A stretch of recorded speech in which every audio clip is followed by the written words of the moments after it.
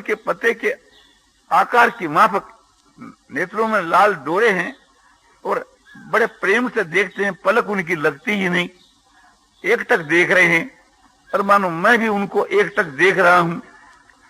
दोनों के परस्पर में नेत्र के मेल से थी, उनके नेत्रों के बीच के वहां एक रोशनी सी दिखती है और हृदय के वहां जो गुणों का समूह है वो भगवान के नेत्रों से निकल के माने मेरे नेत्रों में प्रवेश होकर के मेरे हृदय के वहां जाकर के प्रवेश हो रहे। भगवान के नेत्र के बीच के वहां समता, शांति, सरलता, संतोष, ज्ञान, वैराग आदि अनेक एक प्रकार से गुण भरे हुए हैं। भगवान को हम किन शब्दों से कहें, गुणों के सागर कहें तो सागर भी सीमा वाला है, किंतु भगवान के गुणों की सीमा नहीं। भगवान समदर्शी है, इसलिए सबको समभाव से देखते हैं और समता की मानो वर्षा कर रहे हैं और हम लोग मानो उसे समता आदि गुणों के सागर के मां मगन हो गए, मगन हो रहे हैं। हम लोगों के मन में, बुद्धि में, इंद्रियों में, रोम रोम के बीच के मां समता जो है परिपूर्ण हो रही है, शांति परिपूर्ण हो रही है, ज्ञान एकदम समझो कि परिपूर्ण हो रहा है। इसी प्रकार से थी आनंद, इसी प्रकार से थी समझो कि चित्त के बीच के मां संसार से वैराग, भगवान के मां प्रेम और संसार से वैराग। और भगवान सरल है तो सरल भाव से सबको देखते हैं, इसलिए भगवान का नाम समदर्शी। इसलिए कहा जाता है कि आप समझो कि दया के सागर हो, कृपा दृष्टि से देखो, प्रेम दृष्टि से देखो। तो भगवान प्रेम की दृष्टि से देखते हैं, दया की दृष्टि से देखते हैं, समता की दृष्टि से देखते हैं और भगवान के नेत्रों के द्वारा वो ज्ञान जो समता, शांति, प्रकाश, चेतनता ये सभी विकसित हो रहे हैं और मानो हम लोगों के वहां प्रवेश कर रहे हैं। या यूं कहिए कि भगवान का जो मुखारविंद कैसा है कि समझो कि भगवान का जो मुख कमल है, नेत्र रूपी कमल है और हमारे जो नेत्र है भंवर की माफक, समझो कि भगवान के कभी मुख को देखता है, कभी कपोलों को यानी गालों को देखता है, कभी नेत्रों को देखता है। जैसे भंवरा जो है एक पुष्प से उड़ता है, दूसरे पर बैठता है, तीसरे पर बैठता है, चौथे पर बैठता है, इसी प्रकार से थी भगवान का जो मुख है और उनके जो अलग अलग जो समझो कि अंग है कि जैसे मुख है, गाल है, नेत्र है, तो उन सब के ऊपर बैठ करके रसास्वाद लेता है और उस आस्वादन से एकदम मुग्ध हो जाता है। भगवान के समझो कि मोहरे काले रंग के, ललाट एकदम चमक रहा है, ललाट के ऊपर श्रीधारी तिलक हो रहे हैं, भ्रकुंठी बड़ी सुंदर है और शीश के ऊपर काले रंग के चमकीले केस और उसके ऊपर मुकुट बांधे हुई। कैसा जो मुकुट है, सुवर्ण का मुकुट वो रत्नों से जड़ा हुआ। अब भगवान के मुखारबिंद के चारों तरफ प्रकाश की किरणा फैली हुई है और आकाश में जैसे पूर्णिमा का चंद्रमा अपने किरणों के द्वारा अमृत की वर्षा करता है, वो अमृत दिखता नहीं, उसका असर हो जाता है, तो वो तो अमृत है और ये परम अमृत है। भगवान अपने नेत्रों के द्वारा मानो अमृतमय रसमय आनंद की वर्षा तो कर रही और भगवान के वहां अलौकिक सुगंध आती है जो नासिका के लिए अमृत के समान। भगवान की वाणी जो है वो कानों के लिए अमृत के समान। भगवान का जो स्पर्श है वो समझो कि हमारे हाथों के लिए अमृत के समान। भगवान हमारे को हृदय के लगाते हैं तो वो हृदय का जो स्पर्श है वो उससे भी बढ़कर के अमृत के समान, एक से एक बढ़कर। तो भगवान के सभी दर्शन, भाषण, स्पर्श, वार्तालाप सभी अमृत के समान है, या यूं कहिए कि सब प्रेममय है, रसमय है, आनंदमय है, अमृतमय है। भगवान के दर्शन, भाषण, स्पर्श सभी बड़े मधुर है, इस वास्ते आप उनको माधुर्य मूर्ति कहते हैं। ऐसा भगवान का स्वरूप आकाश के वहां विराजमान हो रहा है। उसके साथ के वहां समझो कि बारंबार प्रेम बढ़ाने के वास्ते, आनंद बढ़ाने के वास्ते रसास्वाद लेना चाहिए, उसमें जो रस है उसका आस्वादन लेना चाहिए, बारंबार स्पर्श कर करके, नेत्रों से दर्शन कर करके, और बारंबार उनकी वाणी को सुन कर करके और उसकी गंध की तरफ ख्याल कर करके उनके का सब प्रकार का जो संग है वो अमृतमय और आनंदमय है। भगवान से स्तुति करनी चाहिए कि परम ब्रह्म है, परम धाम है, पवित्रं परमं भगवान, पुरुषं शाश्वतं दिव्यम आदि देव मजम विहूम।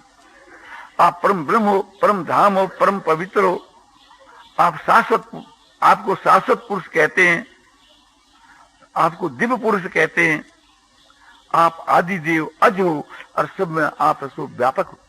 इस प्रकार से थी आपको सब ऋषि लोग कहते हैं और आप भी अपने आप को कहते हैं, और सब भाव से थी भगवान को भजना चाहिए कि आप ही हमारे माता, आप ही पिता, आप ही गुरु, आप ही बंधु, तुमेव माता च पिता तुमेव, तुमेव बंधु से सखा तुमेव, तुमेव विद्या द्रविणं तुमेव, तुमेव सर्वं मम देव देव।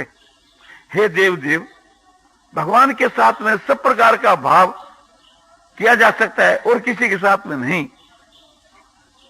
आप ही हमारे माता पिता गुरुजन हैं और आप ही हमारे मित्र सखा हैं, आप ही हमारे भाई हैं, बंधु हैं, आप ही हमारे स्वामी सखा, आप ही हमारे धन पूंजी है और आप ही हमारे विद्या, और जो भी कुछ समझो कि हमारे समझो कि प्राण बल्लभ हैं।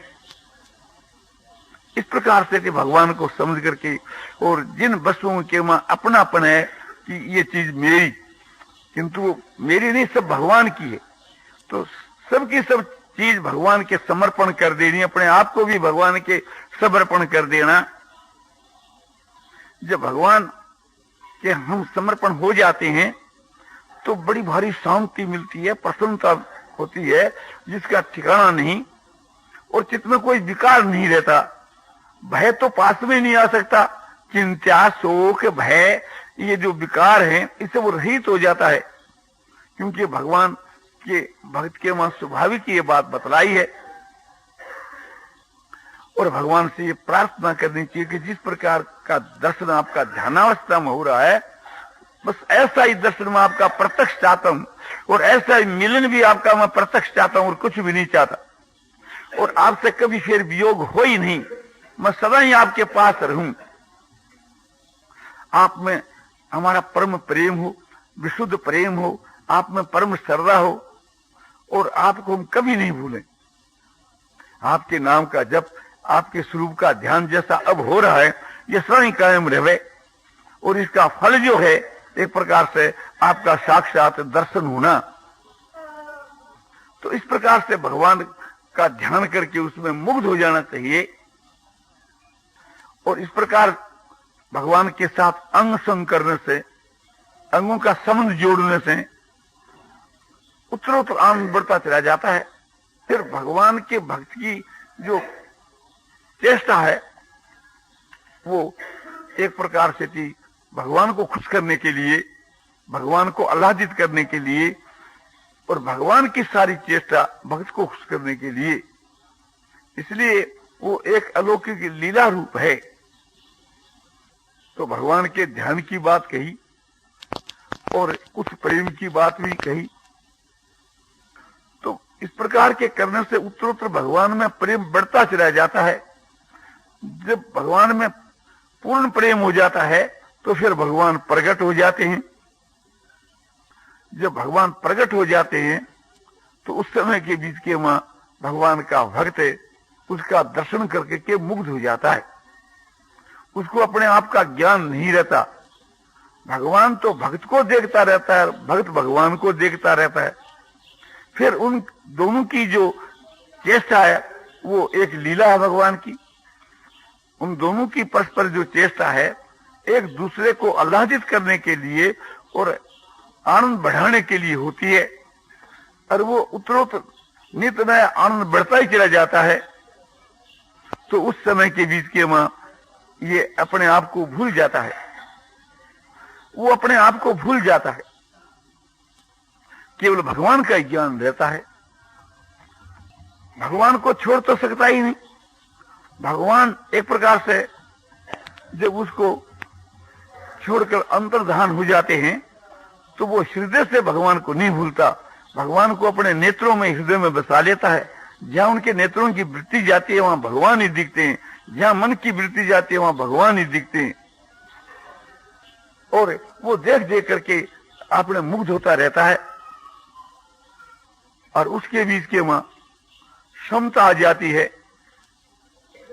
परम शांति उसको प्राप्त हो जाती है, आनंद का ठिकाना नहीं रहता।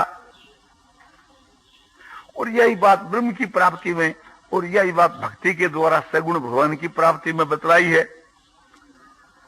ये जिते सर्गो ऐसा सामे स्थितं मनो निर्दोषं ही समं ब्रह्म तस्मात् ब्रह्मणि ते स्थिता। उन पुरुषों ने यही संसार को जीत लिया जिनका मन समता में स्थित है। ब्रह्म जो है वो निर्दोष शुद्ध है और सम है, इसलिए जिनकी समता के में स्थिति है, उनकी ब्रह्म के स्वरूप में स्थिति है। ये भगवान ने 5वें अध्याय के 19 श्लोक में कहा। तो ज्ञान की प्राप्ति के द्वारा जब ब्रह्म को प्राप्त होता है तो उसके में समझो कि समता आ जाती है। इसी प्रकार से थी भक्ति के द्वारा जब पुरुष भगवान को प्राप्त होता है तो उसमें भी ये समता आ जाती है। योगी योग के द्वारा जब भगवान को प्राप्त होता है तो उसमें भी ये समता आ जाती है। तो भगवान को प्राप्त होने के बाद उसके कैसे लक्षण हो जाते हैं ये भगवान ने जगह जगह बतलाए हैं। निर्माण मोहा जित संग दोषा अध्यात्म नित्या विनिवृत्त कामा द्वंद्विर्विमुक्ता सुख दुख संगैर गच्छन्त मूढ़ा पदमभ्ययन्त। जो मान और मोह से रहित हैं और जिन्होंने आसक्ति के दोष को जीत लिया है, यानी जिसके वहां किंचित मात्र भी मान नहीं है और अज्ञान भी नहीं है और आसक्ति भी नहीं है और नित्य परमात्मा के ध्यान के वहां मस्त है, वो अध्यात्म नित्या। और विशेषता से जिनकी सारी कामनाएं निवृत्त हो गई है, जिनमें इच्छा, कामना, वासना, प्रिया का नाम मात्र भी नहीं है, विनिवृत्त कामा। और द्वंद्व विमुक्ता, द्वंद्वों से रहित, दो जो वस्तु से रहित, सुख दुख संज्ञेय, सुख और दुख जिनके नाम है, सुख दुख एक द्वंद्व है, इससे रहित, राग द्वेष से रहित, हर्ष शोक से रहित, शीत उष्ण आदि से रहित या शीत उष्ण आदि के सम, इन सब द्वंद्वों से रहित, विकारों से रहित, गच्छन्ति अमूढ़ा पदमभ्ययन्त। ऐसे ज्ञानी उस अविनाशी पद को प्राप्त होते हैं जो जहां जाकर के मनुष्य लौट कर वापिस नहीं आता। वही भगवान का परम धाम है, वही भगवान का स्वरूप है, उसी को परम पद कहते हैं। अव्यक्तो अक्षरितु तस्तमाहु परमां गतिम यं प्राप न निवर्तन्ते तद धाम परमं मम। भगवान ने गीता की 8वें अध्याय के 21 श्लोक में कहा कि जो अक्षर है और जो अव्यक्त है, परम गति है, उसी को मेरा परम धाम ऐसा कहा जाता है कि जहां जाकर वापिस नहीं आता। और वही भाव यहाँ कहते हैं कि न तद भास्यते सूर्यो न शशांको न पावक यद गत्वा न निवर्तन्ते तद धाम परमं मम। उस परम धाम को, वो परमात्मा का तेजो में जो धाम है, भगवान के भक्तों के लिए वो धाम है और ज्ञानियों के लिए वही भगवान का तेजो में सच्चिदानंद घनमय स्वरूप है। उसको सूर्य नहीं प्रकाश सकता, चंद्रमा नहीं प्रकाश सकता, अग्नि नहीं प्रकाश सकता, क्योंकि सूर्य चंद्रमा अग्नि उसी के प्रकाश से प्रकाशित होते हैं। और जहां जाकर के मनुष्य लौटकर वापिस नहीं आता, भगवान कहते हैं वह मेरा परम धाम है। ये बात भगवान ने गीता के मां कही। गीता अध्याय 15 श्लोक 5 और 6 में इसी प्रकार से भगवान ने अपने भक्तों के, भगवत प्राप्त भक्तों के लक्षण गीता में जगह जगह लिखे हैं। 12वें अध्याय के 13 के श्लोक से लेकर के 19 के श्लोक तक इन्हीं लक्षणों का वर्णन किया है विस्तार से, कुछ विस्तार से। अद्वेष्टा सर्वभूतानां मैत्र करुण एव च निर्ममो निरहंकार समदुख सुख क्षमी संतुष्ट सततं योगी यतात्मा दृढ़ निश्चय मय्यर्पित मनोबुद्धिर यो मत भक्त समे प्रिय। यह एक वचन है, इसलिए ऐसा मेरा भक्त मुझको प्यारा है, किंतु उसका आदर करने के लिए हम बहुवचन देते हैं। अद्वेष्टा सर्वभूतानां, सारे भूतों में जो द्वेष भाव से रहित है, किसी के साथ में जिनका किंचित मात्र द्वेष है ही नहीं, उन पुरुषों को अद्वेष्टा सर्वभूतानां कहते हैं। और मैत्र माने सबके मां उनकी प्रीति है, मित्रता है, और सब में जो मित्रता है वो हेतु रहित मित्रता है, कोई हेतु को लेकर के नहीं। और सबके ऊपर दया है, वो भी हेतु रहित सबके ऊपर दया है, क्योंकि भगवान हेतु रहित दयालु और हेतु रहित प्रेमी हैं, इसलिए भक्त भी हेतु रहित दयालु और हेतु रहित प्रेमी हैं। यदि कोई यहाँ हेतु रहित की बात तो नहीं आई, बोलो आगे चलो। निर्मम हूं, जिनमें ममता नहीं है।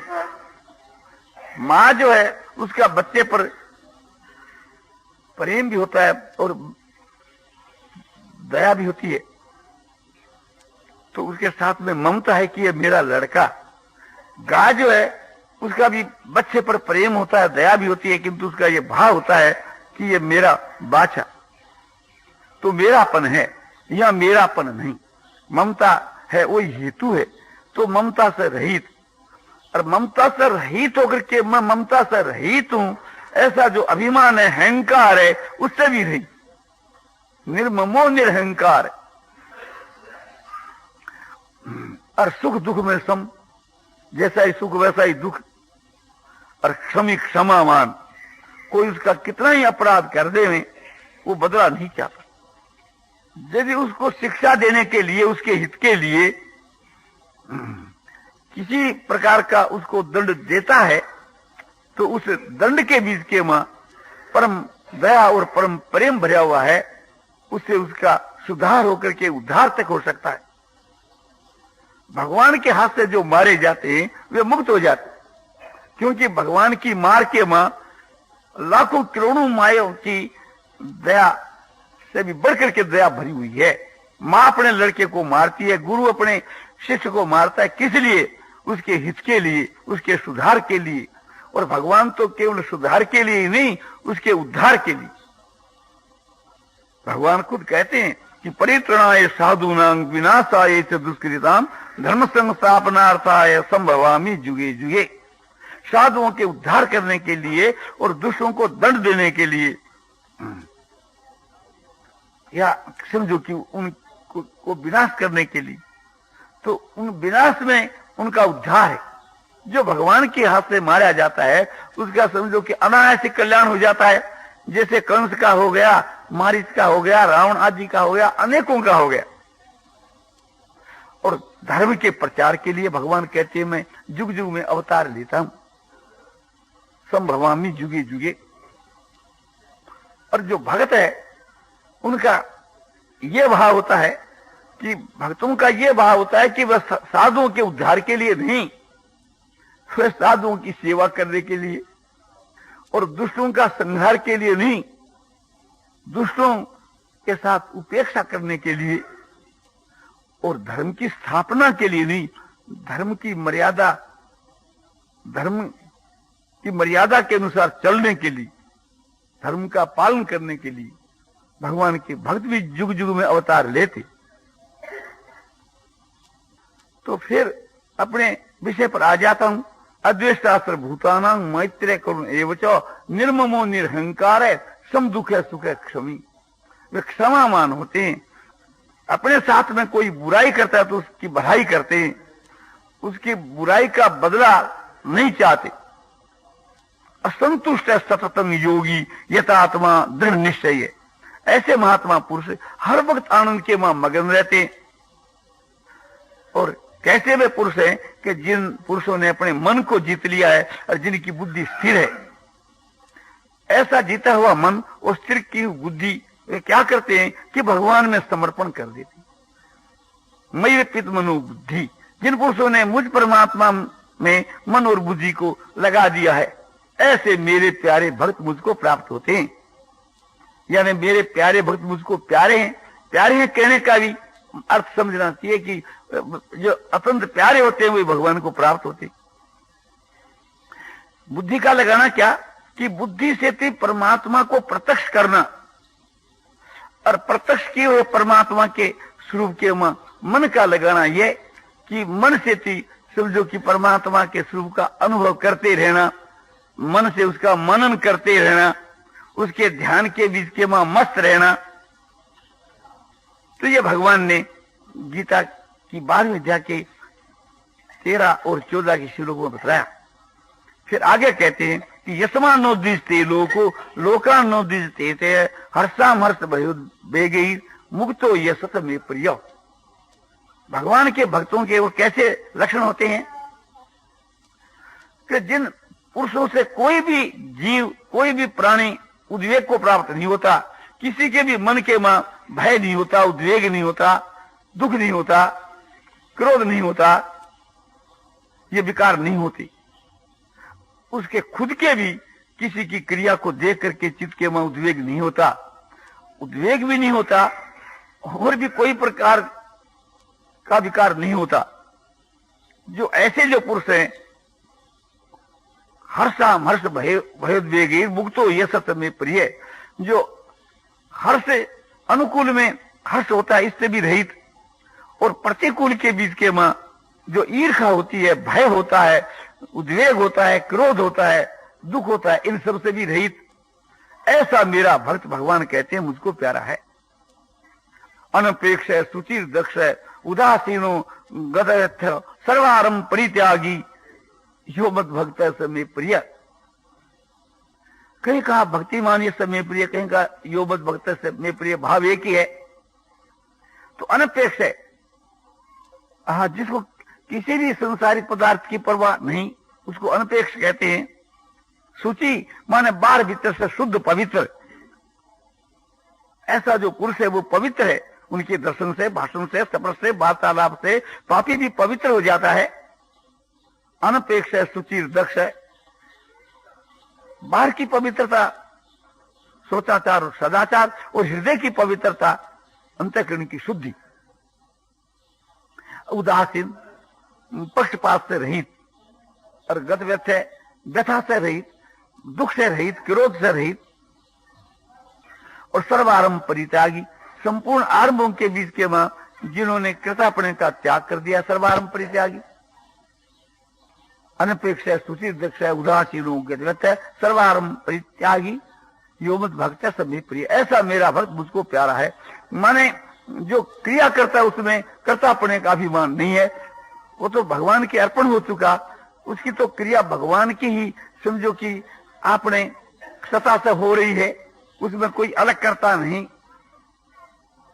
यो न हिष्टति न द्वेष्टि न सोचती न कांक्षति सुवासु परित्यागी भक्तिमान समय प्रिय।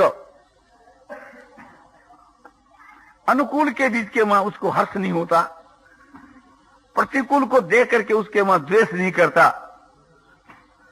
यो न हिष्टति न द्वेष्टि, और न सोचती, प्रिय वस्तु के अभाव के वहां शोक नहीं करता, और न कांक्षति, अभाव के बीच के वहां कोई चीज की आकांक्षा नहीं करता। ऐसा शुभ अशुभ का जो त्यागी मेरा भक्त जो है, ऐसा भक्तिमान पुरुष जो है मुझको प्यारा है। और सम शत्रु च मित्रे च तथा मानापमानयो शीतोष्ण सुख दुखेशु सम संग विवर्जित तुल निंदा स्तुतिर मोनी संतुष्टयन केनचित अनिकेत स्थिरमतिर भक्तिमान में प्रियो नर। ऐसा भक्तिमान जो नर मुझको प्यारा है। तो एक वचन है, फिर समझो उनको आदर देने के लिए बहुवचन कहा जाता है। जो महापुरुष जो होते हैं उनके लिए कहा गया कि वे कैसे होते हैं कि समस्त शत्रु से मित्रित है। शत्रु और मित्र में दोनों में समान भाव से रहते हैं। उनकी दृष्टि में न कोई शत्रु न कोई मित्र। एक आदमी उसके साथ में शत्रुता करता है, एक प्रेम करता है, किंतु उनका दोनों के साथ में समान भाव है। जो एक भाई ने समता की बात कही थी, उसको बताया जाता है समस्त शत्रु उच्च मित्र चो तथा मानापमान। मान और अपमान में भी वे सम होते हैं। कोई चाहे उनका अपमान करो चाहे अपमान करो, मान अपमान करने वाले में भी उनका समभाव है, और मान और अपमान जो पदार्थ है उसमें भी उनका समभाव है। शीतोष्ण सुख दुखे सुख समय संग विवर्जित हो। शीत जो है, उष्ण जो है, सुख और दुख है, इन सब के मां उनका समभाव है। जैसा ही शीत वैसा ही उष्ण, जैसा ही सुख वैसा ही दुख, और सबके मां आसक्ति से रहित, किसी में उनकी आसक्ति नहीं। नारायण नारायण आनंद है पूर्णानंद अपारानंद शांतानंद घनानंद अचलानंद ध्रुवानंद नित्यानंद बोध स्वरूपानंद ज्ञान स्वरूपानंद आनंद ही आनंद शांति शांति शांति। भगवान विष्णु के ध्यान प्रेम और प्राप्ति विषय के व्याख्यान पुष्पी जय का द्वारा आज मिति वैशाख शुक्ला त्रयोदशी बुधवार तदनुसार तारीख 4/5/55 को शाम को 5 बजे गीता भवन के